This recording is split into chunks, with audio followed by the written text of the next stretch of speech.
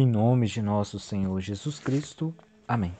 Aos 17 de fevereiro, nos anos de 449, São Flaviano, bispo e Marte. Flaviano, sucessora de São Próclo, ocupou a sede patriarcal de Constantinopla durante os 3 anos de 446 a 449.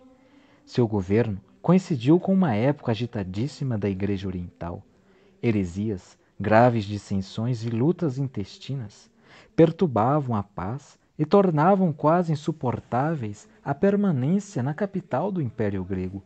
Flaviano, envolvido fatalmente nas agitações político-religiosas daquele tempo, com a solidez de suas virtudes, com a firmeza de seu caráter, conservando-se sempre superior e absoluto senhor da situação, apresentava a figura de um grande patriarca, digno da admiração de todos os tempos.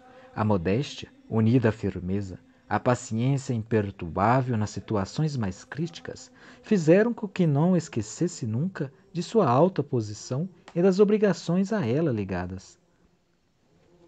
Logo após a sua eleição para patriarca, se deu um fato presságio de lutas vindouras.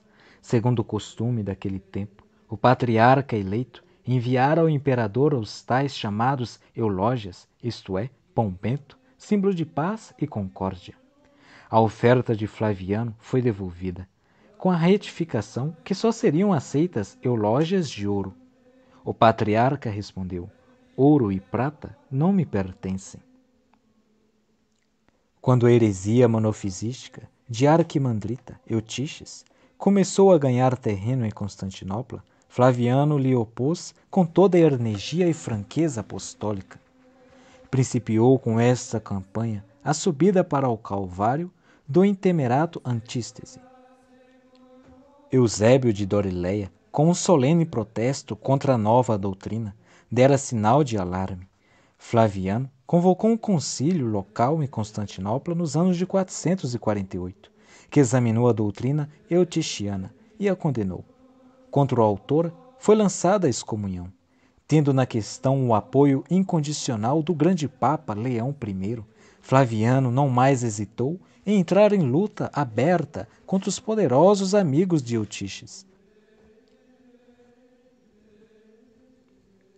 Os que, como os tais, se revelaram eram o eunucho Crisáfio, favorito e tesoureiro do imperador Teodósio II, e o Dioscuro, bispo de Alexandria.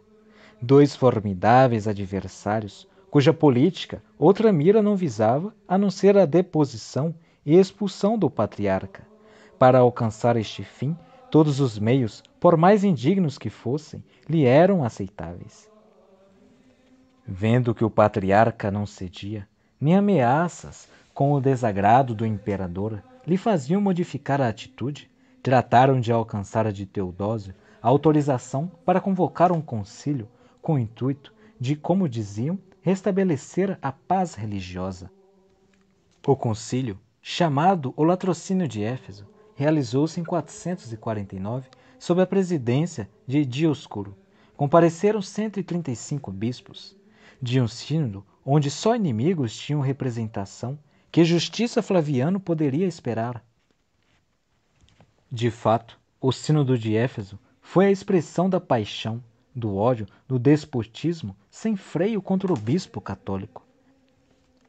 A primeira humilhação foi a absolvição solene de Eutíches e a reabilitação de sua doutrina condenada.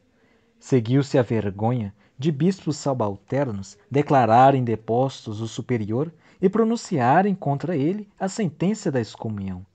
De nada valeu a apelação de alguns bispos, que de joelhos suplicaram a Dioscuro que não cometesse tamanha injustiça e retirasse a sentença pronunciada contra Flaviano. De chofre apareceu um bando de gente armada, entre outros, monges fanatizados, chefiados pelo afamado Barsumas, que com paus e facas se atiraram aos bispos católicos, exigindo-lhes, debaixo de terríveis ameaças, a assinatura do documento da deposição e condenação de Flaviano. Sem exemplo na história eclesiástica, foi o tratamento bárbaro que Flaviano mesmo sofreu no meio dos inimigos. O próprio Dioscuro, segundo outros Barsumas, pisou-o com os pés e as feridas que recebeu dos outros fanáticos foram tão graves que morreu 3 dias depois. O triunfo dos inimigos teve pouca duração. 2 anos depois, se realizou o Concílio Ecumênico de Calcedon, que restabeleceu a honra do grande patriarca, dando-lhe o título de Mártir glorioso que morreu em testemunho da fé verdadeira. O Papa Hilário, que como comissário apostólico tinha presenciado as cenas horríveis do Sínodo de Éfeso, construiu uma igreja em honra do bispo Marte.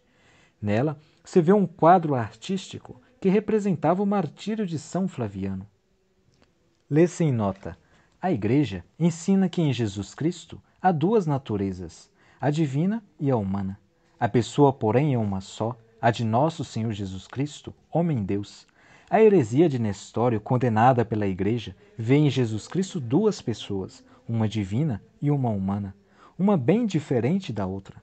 Eutíches ensinou contrariamente à fé católica e ao nestorianismo que em Jesus Cristo há só uma natureza. Que estas heresias, todas orientais, pudessem causar tantas desordens e serem defendidas com tanta paixão, tem em parte sua explicação no caráter dos orientais, que pendem mais para a especulação teórica que os ocidentais. Quase sempre havia naquelas questões fortes elementos políticos e pessoais que faziam com que degenerassem em espetáculos, como os que observamos na vida de São João Crisóstomo e São Flaviano.